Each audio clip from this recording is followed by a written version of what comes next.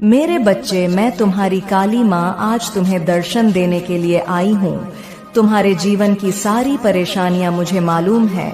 अब तुम्हें जो आज राह दिखाऊंगी, उसके बाद तुम्हें अपने जीवन में चल रही सभी परेशानियों से मुक्ति मिल जाएगी। तो तुम याद रखना कि मुझे सुनकर अनदेखा मत करना। मेरे बच्चे, तुमने अपने जीवन में बहुत आंसू बहाए हैं तथा बहुत दुखों और पीड़ाओं का सामना किया है, लेकिन मैं तुम्हारी माँ तुम्हें इस हालत में नहीं देख सकती। तुम अपने सारे दुख और पीड़ाओं को मुझे दे दो।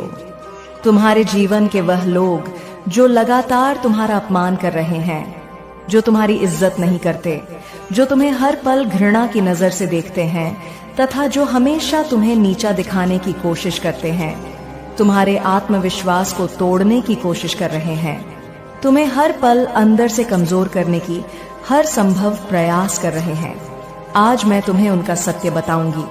उनके राज आज मैं तुम्हें बताऊंगी।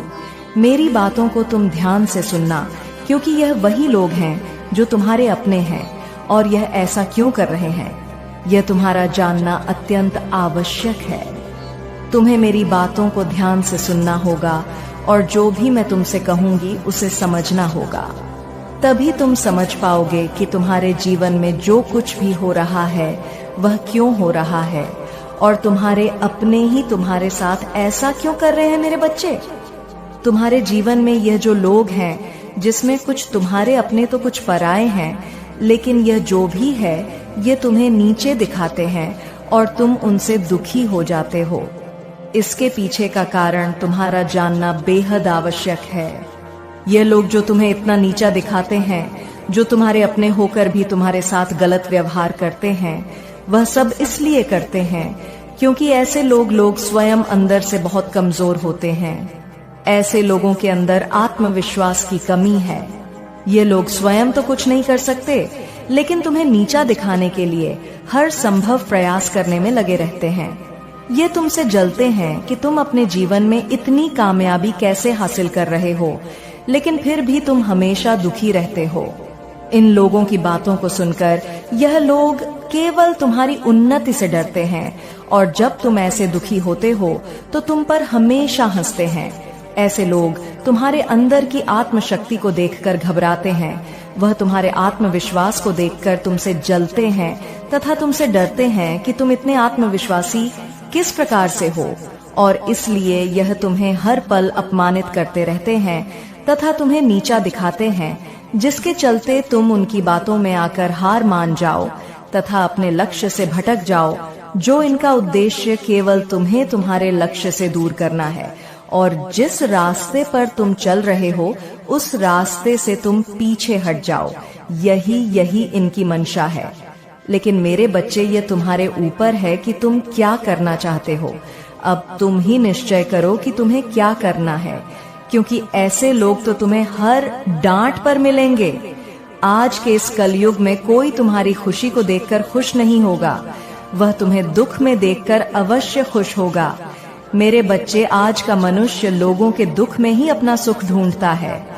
अब फैसला तुम्हारा है कि ऐसे भयभीत लोगों से डर के तुम्हें अपने जीवन में हार माननी है तथा जैसा वह चाहते हैं उसी प्रकार करना है, या फिर ऐसे लोगों को अनदेखा करके अपने जीवन में अपने लक्ष्य की ओर बढ़ते रहना है और हर वह मुकाम हासिल करना है जिसके लिए तुम दिन रात मेहनत करते हो। मेरे बच्चे, मैं कभी भी यह नहीं चाहती कि तुम ऐसे लोगों से डरो जो खुद अपने जीवन में दूसरों से डरते हैं या उनके विचारों से खुद को परेशान करो। तुम्हारे जीवन का लक्ष्य केवल और केवल अपने उज्जवल भविष्य को बनाना है। यदि तुम इन कायर लोगों से डरने लगोगे या उनकी बातों से स्वयं के साथ बुरा करने लगोगे तो तुम एक कमजोर इंसान कहलाओगे। तुम अपने आप को इस संघर्ष में अकेला मत समझो। मेरे बच्चे, तुम्हारी भक्ति से मैं बहुत प्रसन्न हुई हूँ और अब मैं तुम्हें सारी खुशियाँ देना चाहती हूँ, लेकिन तुम्हें छोटी सी परीक्षा में सफल होना है। तुम चाहे किसी भी स्थान पर क्यों ना हो, लेकिन तुम्हें हमेशा मुझे याद करना है। और आज तुम्हारी जो परीक्षा मैं तुमसे लूंगी उस परीक्षा में तुम सफल अवश्य होगे, क्योंकि मेरे बच्चे, परीक्षा से ही संसार का चक्र है। जो इंसान पर में सफल होते हैं वह हमेशा आगे बढ़ते हैं। कुछ परीक्षा संसार तुमसे लेती है और कुछ परीक्षा मैं स्वयं लेने आती हूँ। मेरे बच्चे, परीक्षा का सीधा सा अर्थ है हमारे जीवन में एक नया मोड़ आना। यदि परीक्षा तुमसे ना ली जाए तो तुम कभी आगे नहीं बढ़ सकते। हमेशा याद रखना, दूसरों का बुरा करने से कभी किसी का अच्छा नहीं हुआ है।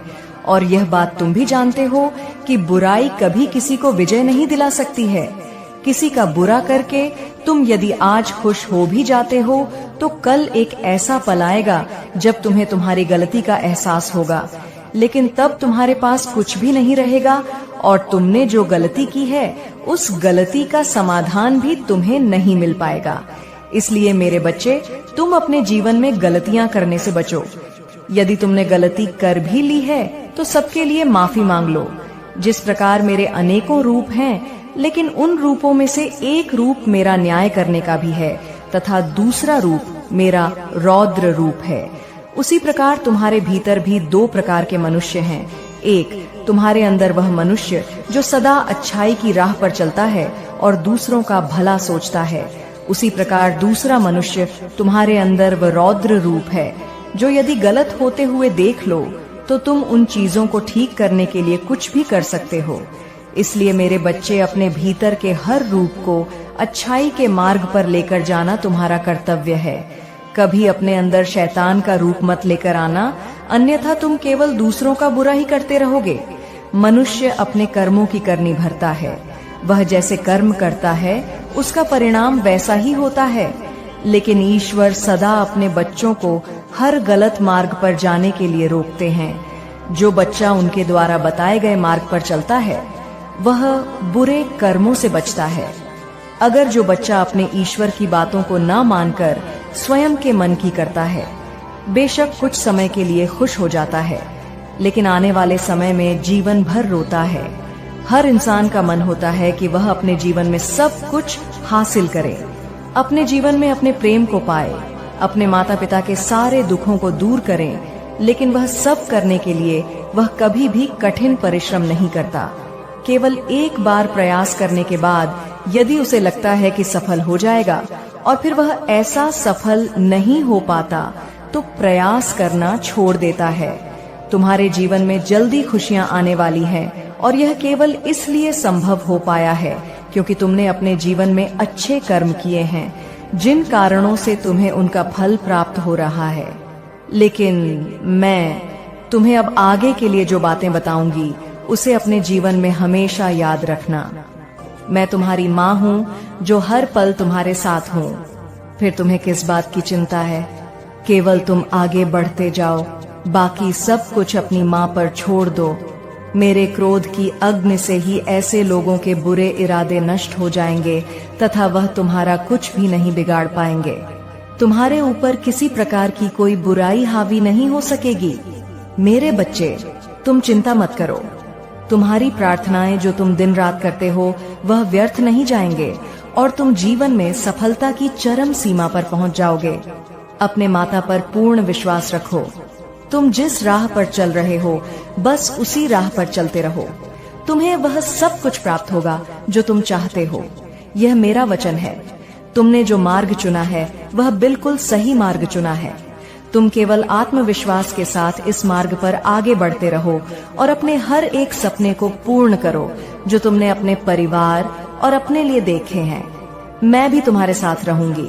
हर किसी परिस्थिति में, हर किसी मोड़ पर केवल तुम मेरा ध्यान करते रहना और अपनी माँ को हमेशा अपने हृदय में रखना। मैं तो काली माँ हूँ। मेरा काम तो बुराई का नाश करना है। फिर तुम ये कैसे सोच सकते हो कि तुम्हारे जीवन में जो बुराइयां हैं वह खत्म नहीं होंगी? बस अपनी माँ को एक बार सच्चे दिल से याद करो। तुम्हारे जीवन की सारी बुराइयां पल भर में ही खत्म हो जाएंगी। मेरे क्रोध के आगे किसी प्रकार का छल, कपट, दोष, विश्वासघात कुछ भी अपना प्रभाव नहीं दिखा सकते। तुम सदा खुश रहना। मेरा आशीर्वाद सदैव तुम्हारे साथ है। तुम्हारा कल्याण हो। जय हो माता रानी। हर हर महादेव। मेरे बच्चे, मैं काली माँ तुम्हें एक बात बताने के लिए आज इस धरती लोक पर आने के लिए विवश हो चुकी हूँ। मैं तुमसे कुछ बात जानना चाहती हूँ जिसके लिए तुम्हें आज मेरे संदेश को अंत तक सुनना होगा। क्योंकि यह तुम्हारे जीवन से जुड़ा है, और यदि तुमने मेरे संदेश को नहीं सुना तो तुम्हारे जीवन का कल्याण नहीं हो पाएगा। इसलिए आज मुझे अवश्य सुनना। तुमने मुझे जीवन में कई बार अनदेखा किया है, लेकिन आज मैं नहीं चाहती कि तुम मुझे अनदेखा करो। इसलिए तुम्हारी सारी परेशानियों का समाधान आज मेरे पास है। बस तुम्हें मुझे कुछ समय देना है। यदि तुम मुझसे प्रेम करते हो तो तुम मुझे अपना आज समय दोगे। तुम्हारे समय से मैं तुम्हारे जीवन की सारी परेशानियों को समाप्त कर दूंगी। तुम मेरे उन सबसे प्रिय भक्तों में से एक जो मुझे सबसे प्रिय हो। मैं तुम्हारी माता, मेरी अनुमति से ही हर काम होता है। मैं संसार के प्रत्येक कण में हूँ। मैं तुम्हारे भीतर भी हूँ और बाहर भी हूँ। मैं इस जगत में हर स्थान पर हूँ जहाँ पर इंसान नहीं पहुँच सकता। लेकिन तुम्हारी भक्ति ने मुझे इतना प्रभावित किया है कि मैं स्वयं तुम्हारे पास आ गई हूँ।